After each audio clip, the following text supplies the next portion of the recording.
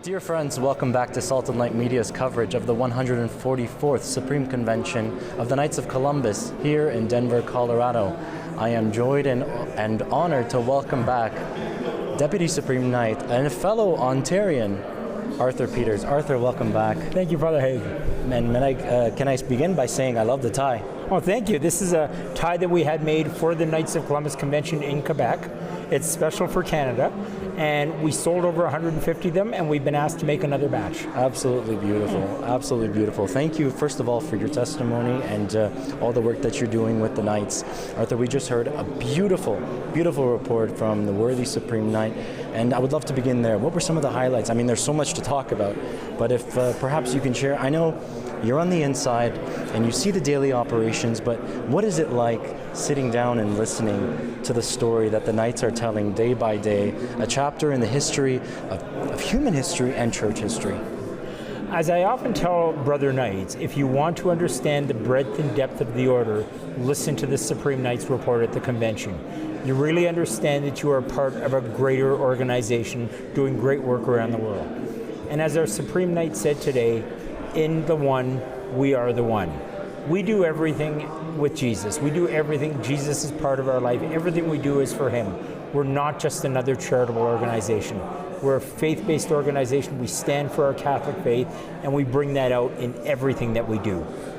You heard the Supreme Knight talk today about the breadth and depth of our charitable work. Over $200 million donated to charitable organizations in the last year. $200 million. $200 million.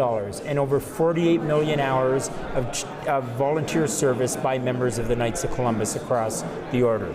You think about it, and I think the Supreme Knight mentioned that's over 130,000 hours a day of service that's happening by Brother Knights in our councils to help those in our community and our churches. And the amount of lives that are being touched is probably very correlated to, just as we read in the Gospels, when the evangelists say, and then Christ just continued to perform miracles and cure. We don't have the number. No. The amount of millions and millions of lives being touched by this. We don't have the number, but while we can't see them, through the Supreme Knights report today, you heard of the many ways that the Knights are reaching out and making a difference. Through helping persecuted Christians, through helping women to keep their children and save their children, to helping to save children through our ultrasound program, to helping to stand up for life through our participation in pro-life marches, including the March for Life, not only in the United States, but also in Canada. The Knights are very strong supporters of that as well. That's beautiful. For our viewers at Salt and Light, perhaps, Arthur, if you don't mind, what's new with the Knights in Canada? And obviously there's a very, very excited and active heartbeat for the Knights in Canada. One thing that's happened over the last few years in Canada is that we've turned the corner and our membership is actually increasing each year. We went through a period where our membership net at the end of the year was lower, but over the last 3 or 4 years, it's been higher each year, so it's a positive sign. We're also bringing more younger members into the order, especially in Canada.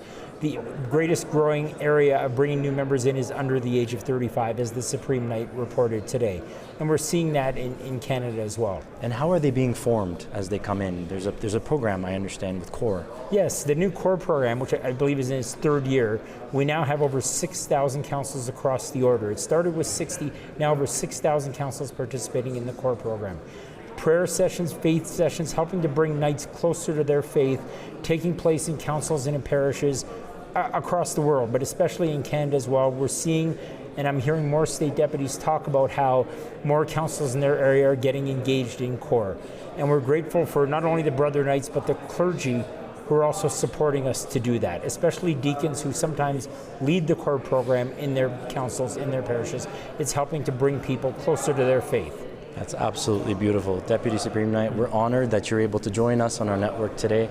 I pray that our Blessed Mother continues to intercede for all the Knights of Columbus, on all of the Supreme leadership, directors, and onward.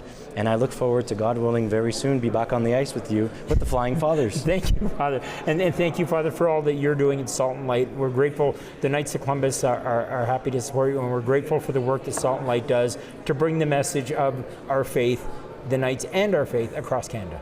Thank you very much, and we're grateful for that support. We wouldn't be here without the Knights of Columbus. Thank you, Father.